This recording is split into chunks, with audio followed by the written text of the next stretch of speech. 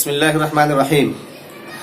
آج کی اس مجلس میں انشاءاللہ العزیز ہم آخرت سے متعلق کچھ ڈسکس کریں گے۔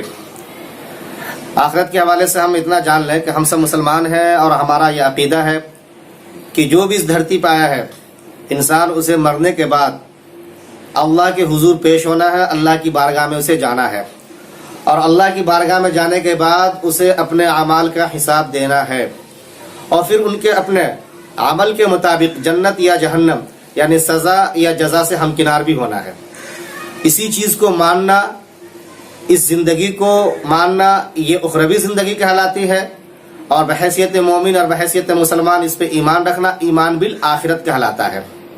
قرآن کریم کے اندر آپ جا کے دیکھیں گے تو آپ دیکھیں گے سورہ جاسیہ کے اندر 26ویں آیت ہے، کیا ہے اس میں؟ قُلِ اللَّهُ يُحْيِيكُمْ ثُمَّ يُمِيتُكُمْ ثُمَّ يَجْمَعُكُمْ إِلَى يَوْمِ الْقِيَامَةِ لَا رَيْبَ فِيهِ وَلَكِنَّ أَكْثَرَ النَّاسِ لَا يَعْلَمُونَ کہا گیا ہے۔ اس کا مطلب یہی ہے کہ اے نبی آپ کہہ دیجئے اللہ ہی تمہیں زندگی دیتا ہے، وہی تمہیں موت سے ہمکنار کرے گا، اور پھر وہی تمہیں قیامت کے دن اکٹھا کر کے لائے گا، اور اس میں کوئی شک نہیں ہے، نتھنگ ڈاؤٹ، کچھ بھی اس میں شک کی بات نہیں ہے۔ یہ اور بات ہے کہ اکثر لوگ اس بات کو جانتے نہیں۔ اس کی تفصیلی گفتگو انشاءاللہ ہم جب رات کلاس لیں گے اس میں کریں گے۔ تو یہ ہے۔ اس کے بعد آپ دیکھیں گے سورہ طٰہٰ کے اندر جو 55ویں آیت ہے 45، اس میں کیا ہے؟ منہا خلقناکم وفیہا نعیدکم ومنہا نخرجکم تارۃ اخری، کہ ہم تمہیں اسی زمین سے پیدا کرتے ہیں، پھر اسی زمین میں پلٹا دیتے ہیں، یعنی موت کے بعد جب ہمیں قبر میں دفنا دیا جاتا ہے، اس کے بعد کل قیامت میں اسی زمین سے ہمیں پھر اٹھا لایا جائے گا، نکال کے لایا جائے گا۔ تو یہ ہے وہ آخرت کا کانسیپٹ جو ہمارے مسلمانوں میں ہے کہ جو بھی اس دھرتی کے اوپر ہے بہرحال اسے کل قیامت کے دن اللہ کے حضور پیش ہونا ہے اور اپنے اعمال کا حساب دینا ہے۔ ٹھیک، انبیاء کرام جتنی بھی دنیا کے اندر آئے، یہ بھی آپ سمجھ لیں کہ ان تمام تر انبیاء کی تعلیمات اور ان کی ہدایات میں یہ بات رہی ہے کہ مرنے کے بعد کل قیامت میں ہمیں اللہ کے حضور پیش ہونا ہے۔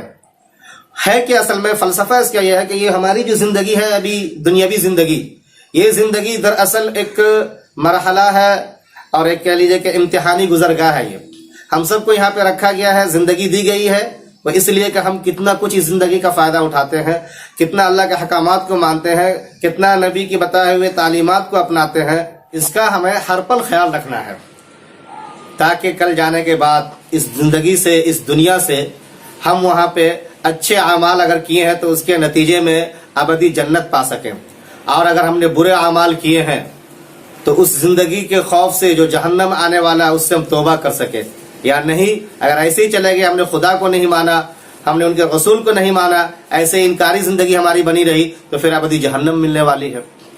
تو آخرت کا جو تصور ہے وہ اس لیے کہ اس دنیا کو ہم امتحان گاہ سمجھیں اپنے لیے، اور یہاں پہ اسی انداز سے ہم رہیں جس انداز سے ہمیں رہنے کے لیے کہا گیا ہے، اور اس کو ہم فنشڈ یا بالکل اینڈ نہ مان لیں کہ بھئی چلو اب ختم ہو گیا، کچھ نہیں ہونے والا۔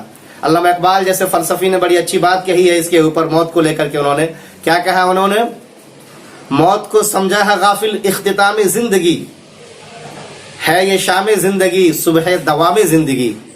اس کا مطلب یہ ہے کہ ہم یہ سمجھتے ہیں کہ موت کیا ہے؟ ہماری زندگی کا خاتمہ کر دیتی ہے، نہیں، بلکہ یہ جو زندگی چل رہی ہے ہماری دنیاوی، اس کی دراصل شام ہو چکتی ہے اور موت آتی ہے۔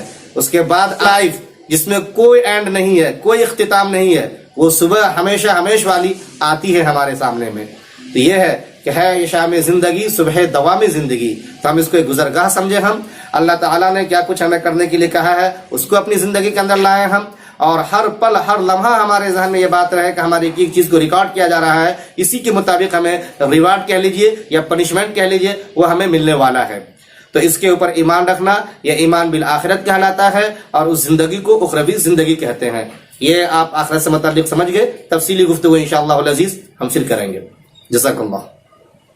اس کو آپ لوگ سبسکرائب کر کے عام طور پہ بڑھا بھی دیا کیجیے ہر جگہ پہ۔